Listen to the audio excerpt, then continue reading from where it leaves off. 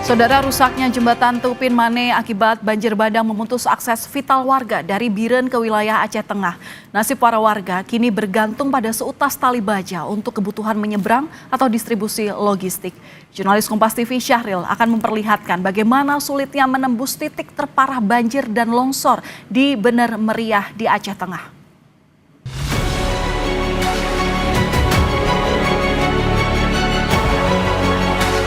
Seutas tali baja ini jadi satu-satunya harapan warga korban banjir dan longsor pasca jembatan Tupin Mane di Biren putus diterjang banjir bandang. Jalan darurat ini pula yang membantu saya menuju titik terparah banjir dan longsor di Kabupaten Bener Meriah, Aceh Tengah. Saudara, tadi seling penyeberangan sempat terhenti. Saat ini sudah beroperasi kembali. Cuman diutamakan untuk sembako terlebih dahulu, baru nantinya akan difokuskan ke warga. Setelah menunggu antrian, tibalah giliran saya untuk menyeberang. Saya harus menggunakan keranjang besi yang hanya mampu mengangkut 3 orang dewasa.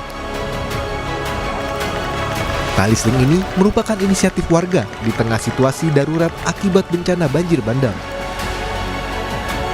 Hampir seluruh jalur menuju Bener Meriah rusak parah diterjang banjir bandang dan longsor. Mulai dari Krueng Sipo, Cot Panglima, Mini Kulus, Weh Pesam. Oke saudara, saat ini saya berada di Kecamatan Weh Pesam. Ini merupakan bekas longsor kemarin dan air bandang. Kita akan mencoba nantinya akan menerobos ke bawah ini hingga ke Bener Meriah. Bagaimana parahnya gunung, batu dan kayu-kayu besar juga air porak-porandakan kawasan di sekitar ini. Dan ini sebagian wilayah juga sedang dilakukan pembersihan oleh warga setempat. Di tengah perjalanan, saya bertemu warga yang menawarkan jasa ojek untuk menembus sulitnya medan menuju Kabupaten Bener Meriah. Sayangnya, tidak semua mampu menggunakan jasa ojek yang harganya mencapai Rp150.000. Tak jarang banyak warga yang memilih berjalan kaki untuk menjemput bantuan. Bantuan pemerintah sendiri udah masuk Pak ke sini Pak? Beras cuma 1 kilo 7 on. 7 on. Satu orang Pak? Satu orang. Itu pun dijemput ukuran 20 kilo. Ketimbang Gajah dijemput. Dari sini jalan kaki. Artinya kita masih kekurangan bantuan kalau di sini Pak? Insya Allah masih. Dilalui kendara ya kemarin sore. Oke. Artinya sebelumnya nggak bisa Pak? Sebelumnya nggak bisa lah, kami pakai jembatan darurat, pakai tali kan. Ini dibuat pemerintah atau warga sendiri Pak? Warga sendiri, swadaya. Ini maksudnya relawan lah ya. Banyak korban banjir dan longsor yang berbagi cerita di tengah derita.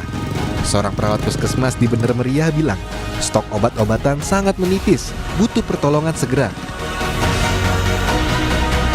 Kendala di puskesmas, obat sudah menipis, stok obat sudah menipis, jadi untuk pasien rawat inap saja kami hanya melayani yang benar-benar urgen gitu.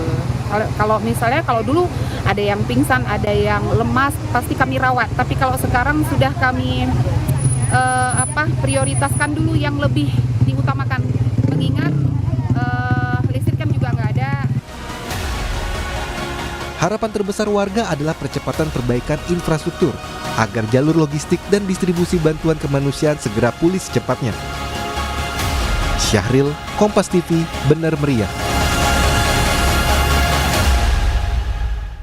Untuk mengetahui cerita perjalanan menembus titik terparah banjir dan longsor di Bener Meriah di Aceh Tengah, kita sudah bersama jurnalis Kompas TV Syahril. Selamat malam Syahril.